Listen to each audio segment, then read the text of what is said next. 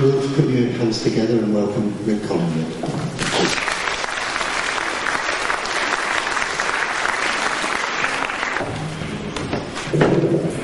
Morning, how are you all? Sorry we're a bit late. The first thing I'd like to start with today, we do sort of two kind of speeches. One's about hypnosis. To introduce myself, I have a PhD in social and historical philosophy, and I've worked for many years as a hypnotist, hypnotherapist and counsellor, and used to come from a very, I suppose, scientific and social bent and toe the line and all that sort of thing. And as the years went by, I started watching or seeing what was happening in this wonderful country of ours as it was being sold down the gurgler by the powers that be and the bankers, and watching it begin to fall apart. This is a real neck-breaking microphone, this one.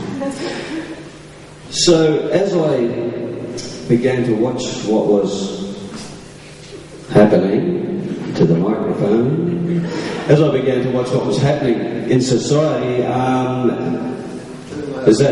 that's too loud now? Yeah. It is too loud, yeah. We'll get these levels right in a moment. Can you... So that's okay? That's too loud again? Is that okay? Go.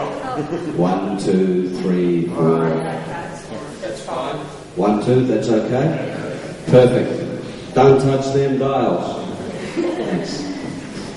So I began to become aware of what was happening in society and the way that people were beginning to be basically disempowered.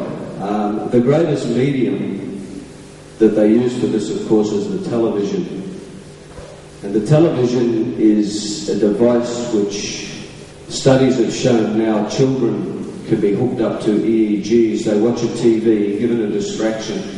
In university studies, the longest that a child can stay out of hypnosis, or the alpha state, is 32 seconds. So it's doing exactly the same to us. The computers do the same thing. They have a rolling flash comes through the screen that takes you into alpha. Alpha is the same state that you go into in hypnosis. It's also the same state that you go into in a daydream when you drop your eyes out of focus. Now, society is getting a lot of alpha blasted into it now. When you're in the alpha state, which is a lot of the time these days... You've got your mouth a bit close to the microphone. Can you still hear me? We have microphone problems. That's all right. So it is alright or it isn't okay? Should I put the mic down and yell? We'll get our technician to keep talking. Maybe if we just turn it up a bit. How's that? How's that? 1, 2, 3, 4, 5, 6, 7, 8. Is that good? Is that good? Okay. I've got to keep my hand exactly here. The last... So that's okay if I keep the mic there, everybody can hear? Okay, that's perfecto. Let's let it rest and hopefully things will be okay. It's a bit of a strange one, this one. It doesn't have a long cord or anything. The last one I had to near swallow to hear, so that's why I'm going like that. So I'll try and... If I start swallowing the mic, just yell at me and move it away. So anyway, I began to... With society, we're spending a lot of time now in alpha. And alpha's coming through from the TVs, and it's coming through from the boom, boom, boom, boom, boom of commercial music. 42 beats a second induces the alpha state. You'll find most commercial music is at 42 beats a second. There's nothing wrong with this, but the scary thing about it, it's like when you spend a lot of time in meditation. When you spend a lot of time in alpha, you become highly suggestible. Now, we have a lot of different frequencies that can be used, and they've done a lot of studies with these in the major universities now, such as Harvard, Stanford, the Oxford, Cambridge, the big universities. And I believe we're getting these things blasted at us, and they're keeping us more controllable and very suggestible. The second frequency that's takes you to a highly suggestible state is F sharp. F sharp is a hum. A lot of the TV ads now, when you listen to them, if you listen really carefully and ignore the words, you'll hear a type sound in the background. That's F sharp. It's also designed to keep everybody suggestible. And I think what's happening at the moment in this country, the whole place has been completely sold out. Anything worth anything has been given to the multinationals. The banking system has got to a point now where they're offering everybody more and more credit limit increases on their cards, because the only way that we can have money is that banks create it out of nothing. And they lend it out and they charge interest. But they can only create money if people are borrowing it. So we're coming to a point, like for example, if this gentleman here goes down to the Westpac bank and he says, I want to buy a house for $200,000. The bank says, sure, here's your $200,000. If this gent's got $200,000 in the bank, Westpac don't give this gentleman here, that gentleman's $200,000. They create a book entry. And it all becomes little electrical impulses that bounce through computers, and it lifts their bottom line. And it's to the point now, England's a classic example, there's 2,000 billion pounds in the economy, but in real money there's about 620 billion pounds. The rest of it is all hypothetical book entries. And you're seeing in this country now, people are running out of capacity. So the banks will begin to run out of the ability to create money for the little people. And this is why we're getting this division now, the wonderful free markets and the globalisation. All they've done is allow the multinationals to buy everything up. And the dollar, the Pacific peso, as it's now called, that's part of the reason why it's collapsing. You get the stories from the multinationals about how they're going to create employment, do this, that and the other, but they don't.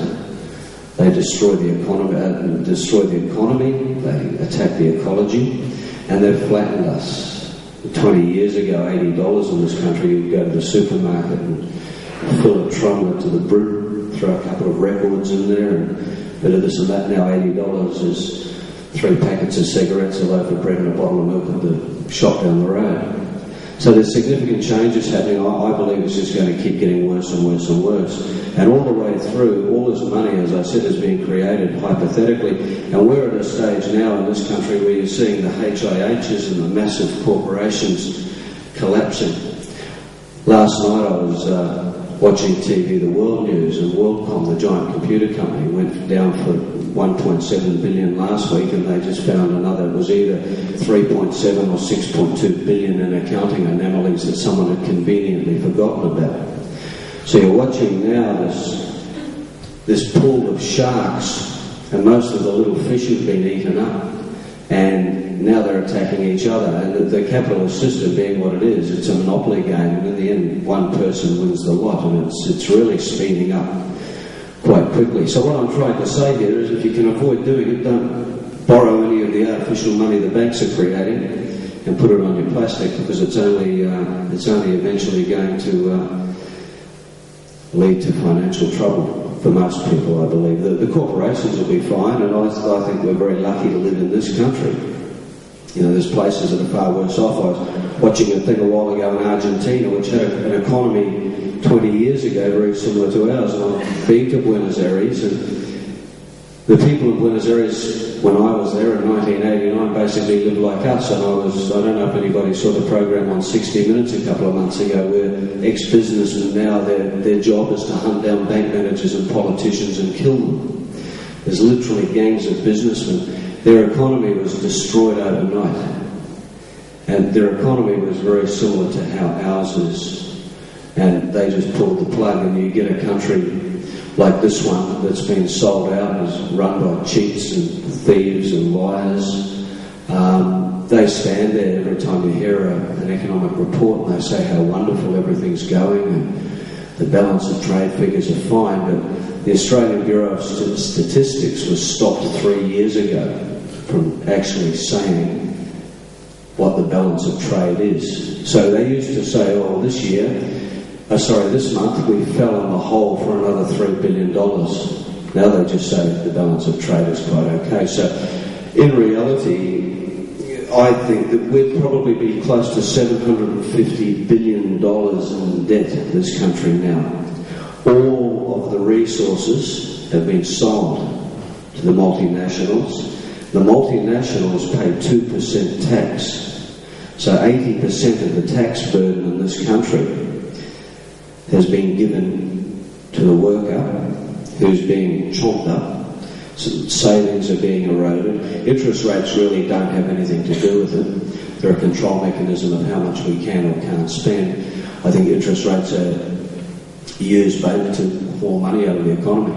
If they want to extract a few billion, they whack the rates up 0.5%, because to the banks it's really irrelevant. The bankers basically own the earth anyway. So, I believe we're heading for some significant financial trouble in this country, and a lot of people are beginning to suffer.